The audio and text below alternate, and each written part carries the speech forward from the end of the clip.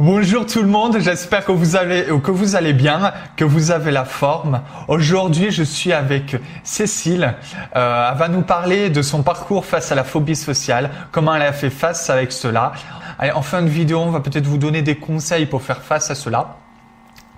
Et je te redis bonjour, vu qu'on s'est déjà dit bonjour tout à l'heure. Présente-toi, si tu le souhaites bien. Ok, je suis Cécile Alexandre, donc j'ai créé une page Facebook Autonomie émotionnelle. Et le but, c'est de parler du trouble obsessionnel compulsif, donc le TOC, puisque j'en ai eu pendant au moins 3-4 ans, et je m'en suis libérée. Puis ensuite, parler aussi de la phobie sociale. Donc j'ai été anxieuse depuis toute jeune, et puis ça s'est transformé en phobie.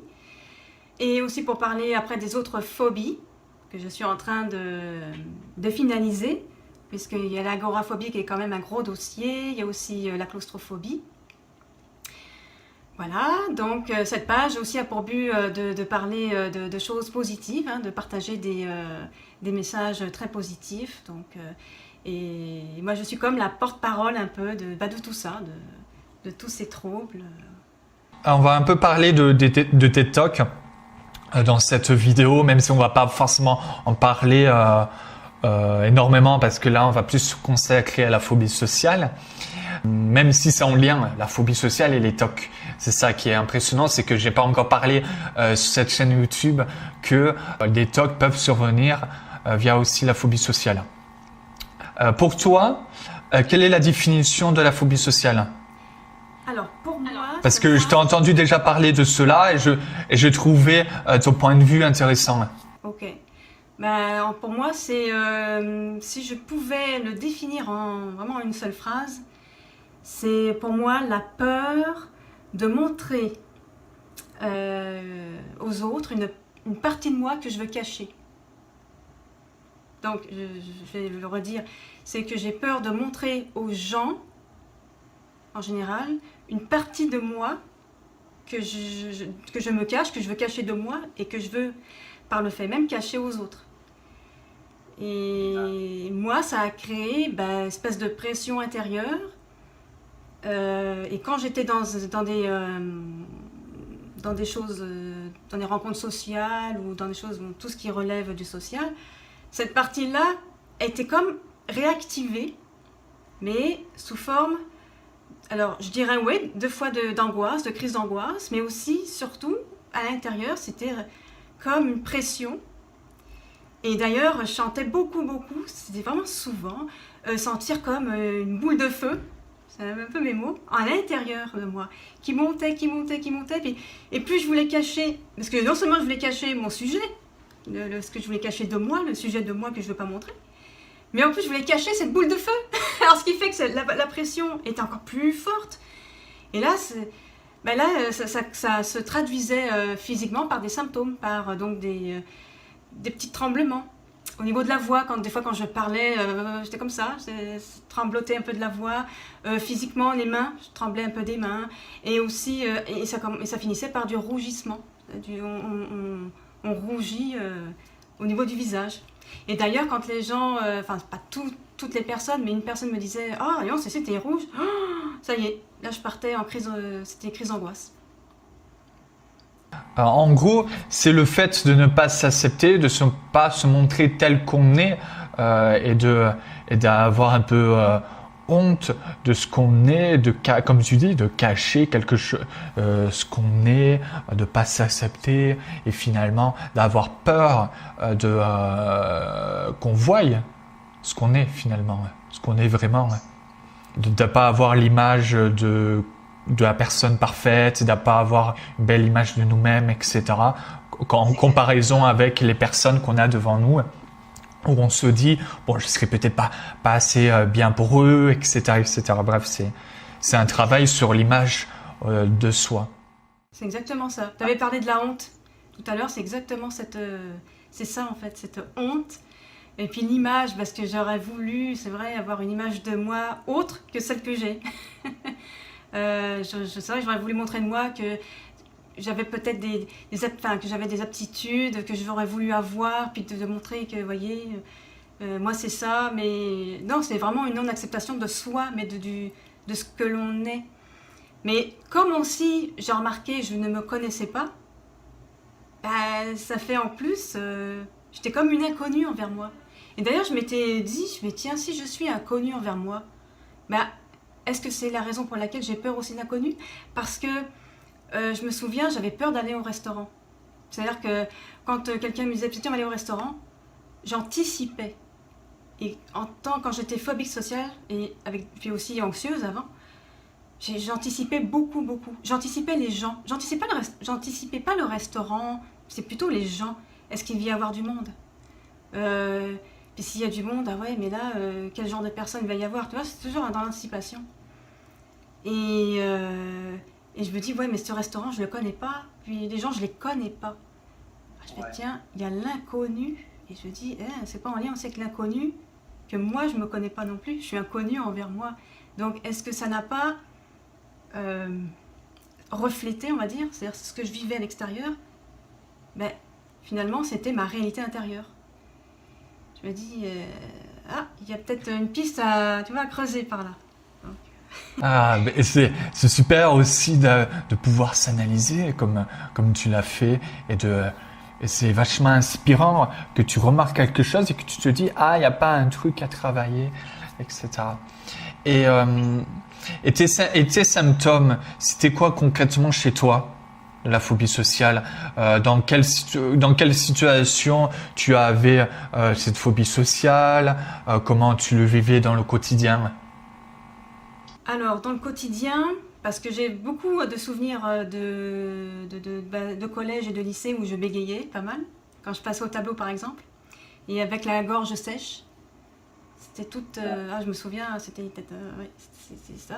Et quand je travaillais, quand il fallait être en groupe, je me voyais inhibée, en fait. Alors, au niveau des symptômes, c'était quand il fallait que je prenne la parole, oui, c'était les tremblements. Je tremblais des mains, là. Et aussi des picotements. Et je me dis, c'est bizarre, je picote partout, là, puis j'étais pas bien, puis... et battements cardiaques, évidemment, là, les battements cardiaques, même en passant des entretiens d'embauche, le cœur, là, ça débattait. Mais par contre, ce qui était curieux, c'est que en dedans, tu vois, j'étais comme ça, j'étais vraiment tous ces symptômes, mais à l'extérieur, tout va bien. C'était ça qui... Je me dis, mais c'est extraordinaire, quoi. Je me dis, et d'ailleurs, il y en a une qui m'a dit, mais chez toi, ça transparaît pas. Je fais, non, moi, je laisse pas transparaître mes émotions. C'est ça que je voulais cacher des émotions, parce que pour moi, c'était faible, j'avais vraiment un mauvais jugement là-dessus.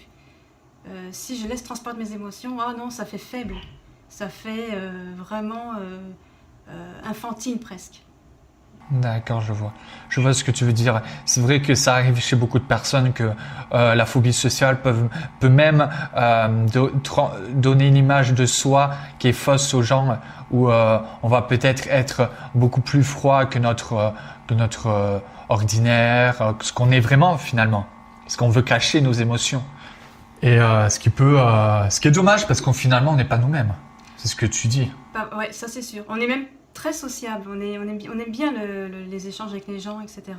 On aime ça, c'est-à-dire que moi j'aimais ça, enfin je vais mettre sur moi, j'adorais ça, j'aurais voulu être bien entourée, groupe d'amis, pour moi c'était une grande valeur l'amitié, puis c'est vrai, le groupe, etc. Il y avait une énergie de groupe, j'adorais ça.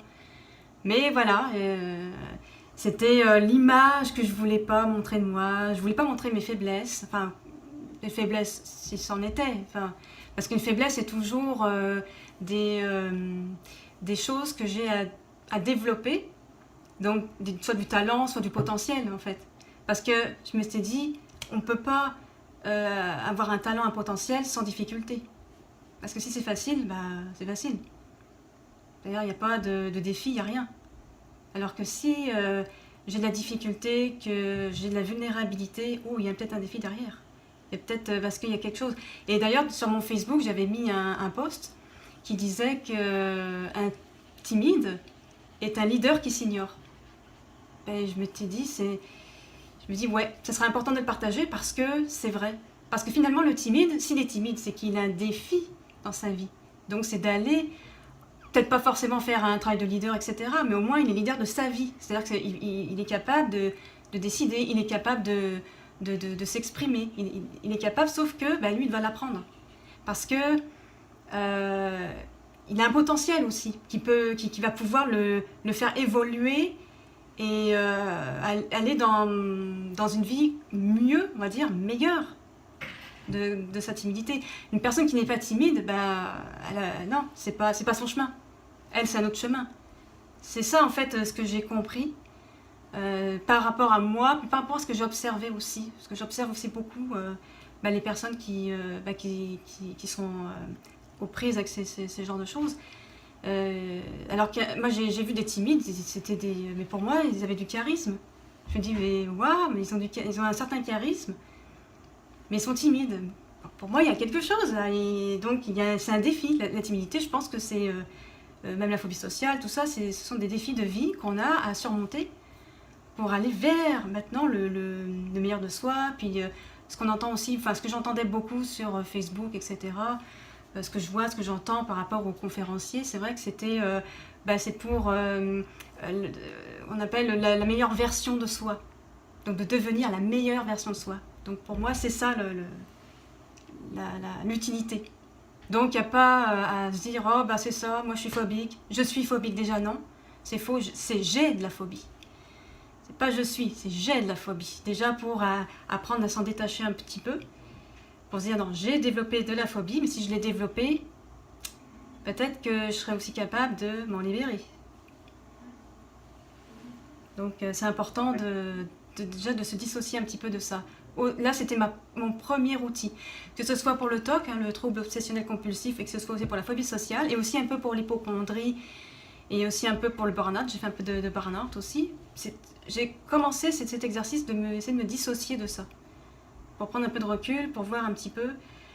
Et au départ, ça m'a fait sentir quand même un mieux-être, quand même. Au lieu de tourniquer là-dedans, oui, puis m'apitoyer sur mon sort, puis d'être la victime, pauvre moi, puis moi, je pas... non, c'est plutôt de dire, ok, j'ai ça, ok, je sais que c'est dur, ok. Parce que des fois, on peut être découragé. Il n'y a pas à se taper dessus, hein. Faut pas... ça ne sert à rien. C'est plutôt, ok, j'ai ça. Ok. Et là, je vais le sentir. Parce que c'est ça qui est important. Je vais sentir qu'est-ce que ça me fait, puis de me détacher comme ça, de le voir, de l'observer. Mais déjà, on sent quand même un léger mieux, déjà. Alors, ça ne veut pas dire qu'on est guéri, c'est pas ça. C'est juste déjà, on souffle. C'est de redonner un nouveau souffle. Et tu me parlais de tes crises d'angoisse tout à l'heure. Elles survenaient dans quelle situation ? Donc elles survenaient surtout lorsqu'une personne me regardait, mais fixement. Et ça, ouais, j'aimais pas du tout. J'aimais pas du tout. Une personne qui me regardait fixement, oh là là. Là, les symptômes commençaient à monter. Et aussi quand on me faisait un jugement sur moi, par exemple, pour tout ce qui était pour la rougeur. Je me rappelle, j'avais porté un pull rouge. Et puis une personne m'avait dit, tiens, ton pull est aussi rouge que ton visage. J'ai dit, oh là là là là, ça y est, et ça commence à monter. J'ai dit, ça y est, je vais partir en crise de panique. C'était quoi les symptômes les symptômes de ta crise de panique ? Ça montait, tu sais. C'était comme, comment je décrirais ça ? C'est comme de l'énergie qui montait, tu sais, graduellement. Ça monte, ça monte, ça monte, puis ça monte jusqu'au visage. C'était chaud, tu sais, j'ai chaud. Et puis, je transpirais de partout. Je commençais à avoir des picotements, donc au niveau des mains, au niveau aussi de la bouche. Même autour de je me souviens, oui, autour des lèvres, là, je faisais ça picote, là. Puis, je commençais à avoir la rougeur s'installait. Et battement cardiaque, là, c'était... Et puis après, je terminais par les tremblements généralisés. Donc c'est sûr que quand ça arrive au travail, c'est pas évident quand même. En plus, j'étais à l'accueil, donc c'est vrai que là, c'était assez pénible. Et en plus, il fallait pas que je laisse transparaître ça Donc, donc il fallait que je camoufle, enfin d'essayer de camoufler mes symptômes. Ah, c'était assez... Alors donc l'excuse c'était, bon bah écoute, je vais aller là-bas, ou alors j'allais à la photocopie pour me calmer un petit peu, quoi, pour me dégager surtout des regards des autres. Et c'était à quel âge, cela? Alors j'avais quel âge? J'avais, on va dire 25 ans. Et là, t'as quel âge? 37. 37. Et cette phobie sociale, elle est survenue vers quel âge environ? Alors, à peu près 17 ans. 16-17 ans par là. Donc vraiment quand j'étais au lycée. Et finalement, tout cela, ça a duré pendant combien de temps? Je veux dire, par exemple, tu étais enfant, c'est venu à partir de à peu près quel âge ta phobie sociale, et ça a duré jusqu'à quel âge? Bah, phobie sociale, alors déjà l'anxiété sociale, donc à partir de 3-4 ans, à peu près. Tu avais un peu peur du jugement, bref, des peurs qui étaient arrivées dès l'enfance. Voilà, c'est ça. Mais c'était pas rendu à un point dans les angoisses. Donc j'avais une période, j'ai une période de 3-4 ans jusqu'à 16 ans. 16 ans, pour être plus exact. C'est là que je me suis dit, bon, ça va, ça a été sans encombre, on va dire, au niveau des... j'avais pas d'angoisse, j'avais rien à cette époque-là. Par contre, à partir de 16 ans, c'est là que ça a commencé. Le début est là, à partir de 16 ans. 16-17 ans par là. C'est là que ça a commencé. Est-ce qu'il y a eu un événement, quelque chose qui a déclenché cela? Quelque chose que tu as vécu et que tu penses qui a...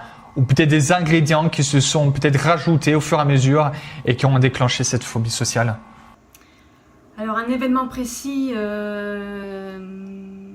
pas vraiment. Moi, ce que j'ai remarqué quand je travaille mes autres phobies, mais dans toutes les phobies, hein, j'ai remarqué ça, c'est que derrière, je me dis, c'est ça qui a déclenché cette phobie, hein? Des fois, c'est des trucs de rien du tout. C'est ça qui est assez étonnant. Et d'ailleurs, dans la phobie sociale que j'ai eue, ben, je me dis, mais c'est ça qui a déclenché toute cette phobie. Je me dis, mais c'est incroyable ça. Parce que c'est vrai que de ne pas s'accepter tel que l'on est peut déclencher des crises d'angoisse, etc. Et c'est la peur, moi c'est beaucoup la peur des réactions des autres. Je veux dire, ben voilà, par exemple, là il me vient une situation, quelqu'un qui me demande de lui payer un café. J'étais coincée. C'est-à-dire, j'étais incapable de lui répondre. Je voulais pas lui dire oui, mais je voulais pas lui dire non non plus. Tu vois? Et je dis, mais ok, qu'est-ce que je vis? Tu vois, c'est ça moi que j'évitais beaucoup aussi. C'est d'être comme prise au dépourvu avec une personne. C'est que la personne me dise, bon, bah, tu me payes un café? Puis, tu sais, puis, bon, ok, qu'est-ce que je fais?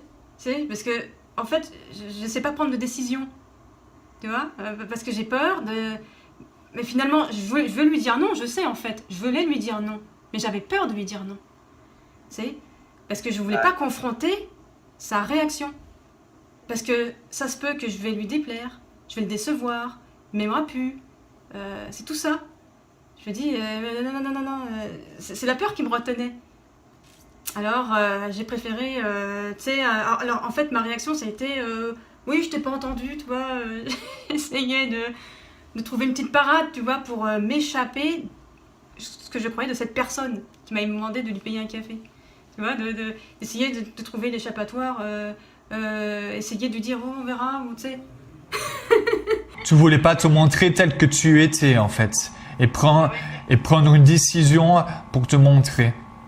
Que ce soit oui ou que ce soit non, tu avais un a priori sur ce que tu ressentais, etc. Est-ce que tu allais montrer à l'autre, c'est ça?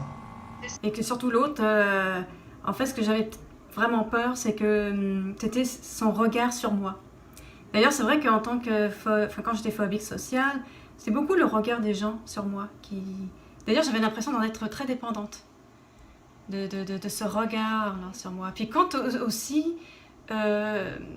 c'était au niveau des personnes d'autorité, des personnes un peu comme qui étaient vraiment autoritaires, là, tu sais, moi je les trouve fermés, ces gens-là. J'ai l'impression qu'ils sont même dénués d'émotions, tellement qu'ils sont fermés, puis ils sont très perfectionnistes aussi. Même leur dire bonjour, j'ai l'impression de faire une erreur. Tellement que, non, je peux pas, leur dire bonjour, mais vraiment du bout des lèvres, hein, mais je pouvais pas avoir une conversation avec eux. Parce que j'avais vraiment peur de leur jugement, et j'avais peur de cette dureté, de cette... non, j'avais vraiment peur là, même de me faire réprimander. Et d'ailleurs, dans mes talks, là, ça se retrouve beaucoup, la peur d'être réprimandée. D'ailleurs, c'est la raison pour laquelle je vérifiais, etc. Parce que comme ça, je suis correcte, comme ça, on ne va pas me réprimander. On ne va pas me réprimander, on va me dire... Puis même, on va me dire, oh, c'est bien ce que tu as fait. C'est bien, c'est correct. Mais on ne me disait pas ça. Mais inconsciemment, c'est ce que je cherchais, la reconnaissance. Et qu'est-ce que tu as fait pour mieux t'accepter, pour mieux aimer ce que tu étais, ce que tu projetais sur les gens? Enfin, ce que tu projetais, pour mieux accepter le fait de tes imperfections, etc. Alors, première chose déjà, c'était d'être en contact avec moi, tout d'abord. En fait, de sentir ma présence. Parce que même encore, écoute, ça fait quelques mois, c'est vrai que j'avais arrêté un peu mes exercices. Ah bah là, ça a été, j'ai dit ok, j'ai perdu ma connexion avec moi, ma présence. Tu sais, c'est de sentir que je suis là, tu vois. Je suis là, je suis vivante, c'est de sentir qu'on est vivant dedans. C'est vrai que j'ai du mal un petit peu à encore exprimer, c'est difficile aussi, c'est quelque chose qu'on a du mal à mettre des mots dessus. Ce qui est très important, c'est de rester avec soi, et d'aller ensuite reconnaître, de ne jamais se mentir à soi-même. Ça, c'est quelque chose, jamais. Ça, je me suis dit, ok, j'ai le trac. Ouais, moi j'ai le trac. Je suis pas obligée après de le dire à tout le monde, mais moi, je me le dis à moi. C'est-à-dire, je suis honnête envers moi. Oui, j'ai le trac. Oui, c'est vrai que des fois, je suis pas à l'aise avec telle personne. Mais je me le dis à moi-même. Faut plus que je me mente, ne plus me cacher, mais de moi. Pas des autres, je fais ce que je veux après des autres. Hein. Ça, on peut démontrer ce qu'on veut. Hein. Mais surtout de moi, là, j'ai intérêt à être authentique envers moi, à être honnête envers moi, puis à être à l'écoute de moi, de s'écouter. Extrêmement important. Et après aussi, c'est de travailler les émotions après, derrière tout ce qui est la phobie sociale, comme tout à l'heure, la personne qui m'avait demandé de lui payer un café, qu'elle m'a demandé de lui payer un café, eh bien, là, à ce moment-là, c'est d'aller travailler dessus, c'est-à-dire, je me souviens que je m'étais visualisé cette situation, je l'ai ressentie, je me dis, qu'est-ce qui me faisait peur? C'était de lui dire non, j'ai pas envie de te payer un café. Et là, on sent l'émotion en dedans. Là, on sent la vraie peur. Parce que finalement, c'est pas la peur de la personne, c'est pas la peur de lui dire non. C'est la peur d'aller ressentir qu'est-ce que ça me fait. Parce que la peur là, que j'ai ressentie, et que je peux ressentir encore aujourd'hui un petit peu, c'est, tu sais, ça me fait comme si j'ai pas le contrôle. Puis c'est l'inconnu, parce que je sais pas comment la personne va réagir. On sait pas, c'est je sais pas. C'est l'inconnu, je sais pas. Puis, est-ce que la personne après, c'est de perdre je perds quoi? Son regard sur moi. Surtout si c'est quelqu'un en plus qui me dit des compliments, etc. et que je veux pas perdre ce compliment. Si je lui dis non, je vais perdre son compliment. Et perdre. Et là, il faut aller dans la peur de perdre, la respirer, la vivre. Parce qu'on a besoin de sentir